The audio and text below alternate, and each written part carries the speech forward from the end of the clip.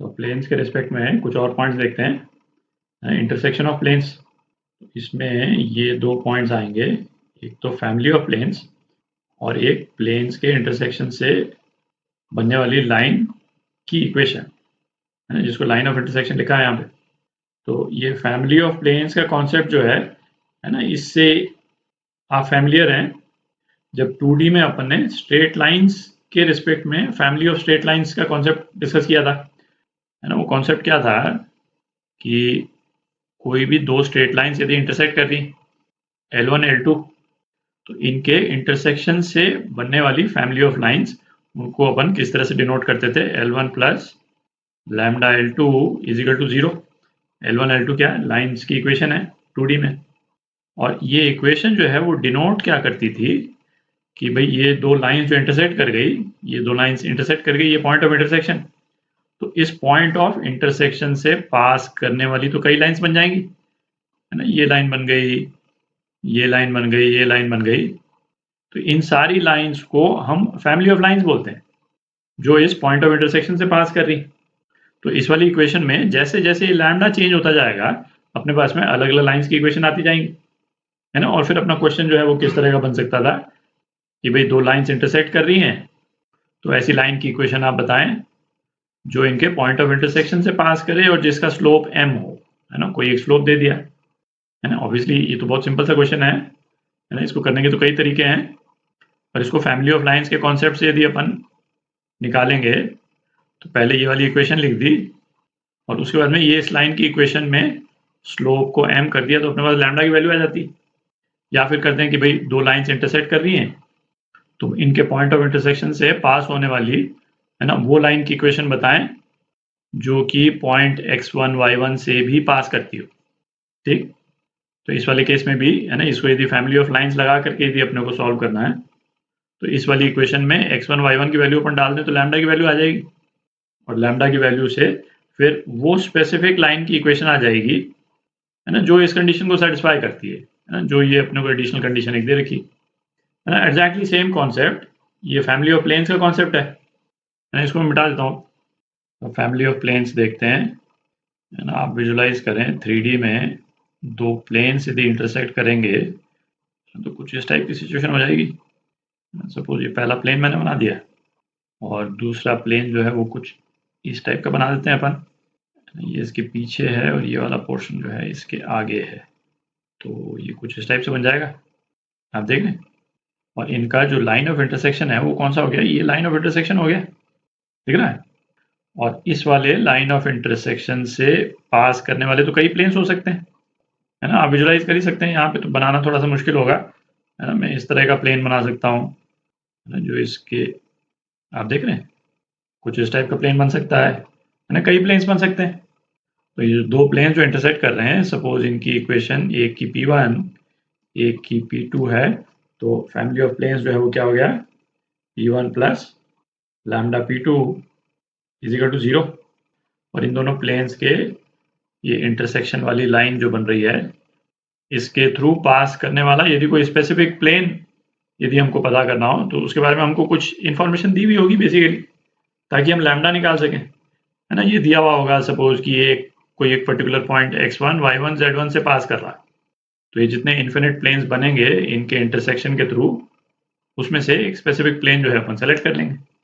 ठीक, जैसे कि एग्जांपल करते हैं, जैसे सिंपल सा एग्जांपल करते हैं, find the equation of plane made by intersection of planes. ये 2 प्लेन्स की इक्वेशन दे रखी है एंड पासिंग थ्रू पॉइंट ये।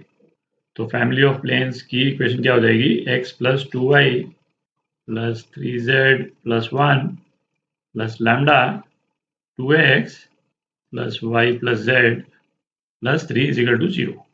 हमको उस प्लेन के लिए लैम्डा पता करना है जो प्लेन जो है 1 1 1 से पास कर रहा है। ठीक, तो इस वाली इक्वेशन में, है ना, 1 1 1 ये वाला पॉइंट यदि अपन डाल दें तो क्या रहता है, 7 plus 7 lambda is equal to 0। तो लैम्डा की क्या वैल्यू आ गई, -1 आ गई। तो लैम्डा की वैल्यू -1 आप इस वाली इक्वेशन में डाल दें, तो आपके पास में प्लेन की इक्वेशन आ जाएगी, है ना। क्या इक्वेशन आ जाएगी, -x plus y plus 2z -2 is equal to 0, है ना। ये रिक्वायर्ड प्लेन की इक्वेशन हो गई। ठीक, अच्छा, दूसरा वाला पॉइंट देखते हैं, है ना, लाइन ऑफ इंटरसेक्शन। मैं पिंक वाला प्लेन अब मैं मिटा देता हूँ। तो ये दो प्लेन्स P1 P2 इंटरसेक्ट कर रहे हैं। अपने को ये जो इंटरसेक्टिंग लाइन जो बन रही है, दिख रहा है, ये जो इंटरसेक्टिंग लाइन बन रही है इसकी इक्वेशन पता करनी है। तो सपोज दो प्लेन्स जो हैं वो इस वाले फॉर्म में दे रखे हैं अपने को, A1x plus B1y plus C1z plus D1 is equal to 0। और दूसरा प्लेन जो है वो क्या हो जाएगा ना, इस तरह से ले लेते हैं इसको, D2 इज इक्वल टू 0। ठीक। अच्छा, लाइन की इक्वेशन पता करने के लिए अपन इस लाइन पे कोई भी दो पॉइंट यदि पता कर लें, है ना, एक पॉइंट ये पता कर लें पॉइंट ए, और कोई दूसरा पॉइंट पॉइंट बी ये पता कर लें, तो लाइन की इक्वेशन तो निकल जाएगी अपने पास। तो इन दो इक्वेशंस को यूज करके, है ना, कोई भी दो पॉइंट अपन आराम से निकाल सकते हैं। अपन जैसे यहाँ पे x की कोई भी वैल्यू ले लें, suppose x is equal to 0 अपन ने ले लिया, x इज इक्वल टू 0 ले लेंगे, तो अपने पास में y और z में ये दो इक्वेशंस आ जाएंगी। ठीक। तो इससे अपने पास में क्या, एक y1 आ जाएगा, एक z1 आ जाएगा, और ये x1 हो ही गया। फिर एक और कोई पॉइंट ले लें, है ना, x2 इसको 1 ले लें, फिर दो इक्वेशंस आ जाएंगी। इससे आपका y2 z2 निकल जाएगा। दो पॉइंट्स आ गए, आप ये स्ट्रेट लाइन की इक्वेशन निकाल सकते हैं, है ना। इसका भी एग्जांपल देख लीजिए। जैसे वो सेम दो प्लेन्स की इक्वेशन अपन ने ले ली, 2x प्लस वाई है ये, क्या इक्वेशन दे रखी है, x plus 2y plus 3z plus 1 is equal to 0, और दूसरी equation 2x plus y plus z plus 3 is equal to 0। तो दो पॉइंट्स निकालने हैं अपने को। तो जैसे x इज इक्वल टू 0 आप ले लें, x इज इक्वल टू 0 ले लें, तो ये लाइन की इक्वेशन क्या हो जाएगी, 2y plus 3z plus 1 is equal to 0, और ये इक्वेशन क्या हो गई, y plus z plus 3 is equal to 0। इनको आप सॉल्व कर लें तो क्या आ जाता है, y इज इक्वल टू -8 और z इज इक्वल टू 5। तो एक पॉइंट तो ये आ गया आपका 0 -8 5।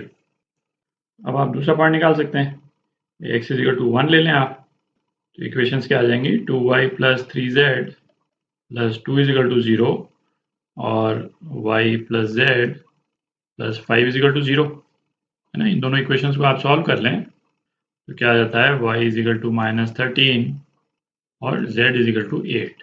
तो आपका दूसरा पॉइंट जो है वो क्या आ गया, 1 -13 और 8। ठीक। तो ये दोनों पॉइंट्स आ ही गए। लाइन की इक्वेशन के लिए आपको क्या चाहिए भाई, एक पॉइंट चाहिए और एक वेक्टर चाहिए इस लाइन के डायरेक्शन में।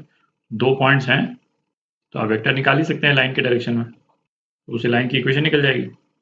ठीक। प्लेन्स का एक और एस्पेक्ट देखते हैं, एंगल बिटवीन टू प्लेन्स और angle between line and plane, है ना, ये हम कैसे निकालते हैं। तो टू प्लेन्स के बीच में एंगल कैसे निकालते हैं इसको देखते हैं। तो दो प्लेन्स मैं यहाँ बना देता हूँ। अच्छा, प्लेन जो है मैं स्ट्रेट लाइन की तरह बना रहा हूँ ताकि आप, है ना, साइड से देख सकें। मतलब ये आपने बेसिकली आप साइड से देख रहे हैं ना, दो प्लेन्स बना दिए, तो केवल एज दिख रही है प्लेन की अपने को। इसको प्लेन 1, इसको प्लेन 2 बोल देते हैं। इन दोनों प्लेन्स के बीच में अपने को एंगल पता करना है ना, ये एंगल अपने को पता करना है ना। तो आप देख ही सकते हैं प्लेन का डायरेक्शन जो है वो नॉर्मली अपन नॉर्मल के डायरेक्शन से पता करते हैं। तो P1 प्लेन जो है इसका डायरेक्शन, है ना, बल्कि इसके नॉर्मल का जो डायरेक्शन है N1 वो इस डायरेक्शन में होगा। चलिए यहाँ से मैं इसको टच नहीं करा रहा हूँ क्योंकि अभी P2 का भी नॉर्मल बनाएंगे, और P2 का नॉर्मल, है ना, वो इस तरह से हो जाएगा। तो आप देख ही सकते हैं प्लेन्स के बीच में जो एंगल है ना, सेम एंगल उनके नॉर्मल्स के बीच में भी होगा। और नॉर्मल्स दो वेक्टर्स हैं, तो इनके बीच का एंगल जो है वो क्या हो जाएगा, cos थीटा, दो वेक्टर्स के बीच में एंगल ये क्या रहता है, n1 dot n2 upon magnitude of n1 into magnitude of n2। ठीक। तो स्ट्रेट फॉरवर्ड ही है, दो प्लेन्स के बीच में एंगल पता कर सकते हैं अपन। और यदि प्लेन और लाइन के बीच में अपने को एंगल पता करना हो, है ना, इस केस में तो अपन, मैं प्लेन ही बना देता हूँ क्योंकि लाइन में बनानी है अपने को। तो ये प्लेन हो गया और लाइन सपोज जो है वो इस तरह से है। ठीक। अच्छा, प्लेन का जो नॉर्मल है उसका डायरेक्शन जो है वो क्या हो जाएगा, ये परपेंडिकुलर डायरेक्शन हो जाएगा, और इस लाइन के पैरेलल वेक्टर जिसको नॉर्मली अपन वेक्टर बी से डिनोट करते हैं, है ना, वो इस डायरेक्शन में हो जाएगा। तो अपने को जो एंगल पता करना है, अपने को कौन सा एंगल पता करना है, अपने को ये एंगल पता करना है ना, इसको मैं अल्फा बोल देता हूँ। और वेक्टर्स के जो डायरेक्शंस अपने को दे रखे हैं, तो इनका डॉट प्रोडक्ट अपन लेंगे तो अपने को एंगल कौन सा मिल जाएगा, ये वाला एंगल मिल जाएगा, ये एंगल है ना, थीटा। और ये आप देख ही सकते हैं, ये थीटा जो है वो क्या है, 90 माइनस अल्फा है। तो अगेन एन और बी का डॉट प्रोडक्ट यदि अपन लेंगे तो क्या आ जाएगा, cos theta is equal to n dot b upon magnitude of n into magnitude of b. और थीटा को अपन अल्फा के टर्म्स में लिख सकते हैं, cos 90 माइनस अल्फा, तो ये क्या आ गया, साइन अल्फा। तो लाइन और प्लेन के बीच में ये रिलेशन हो गया है ना, उनके एंगल्स के बीच में। तो लाइन और प्लेन के बीच में यदि अपने को एंगल निकालना हो, मतलब एंगल अल्फा यदि निकालना है, तो ये रिलेशन यूज करके निकाल सकते हैं। ठीक।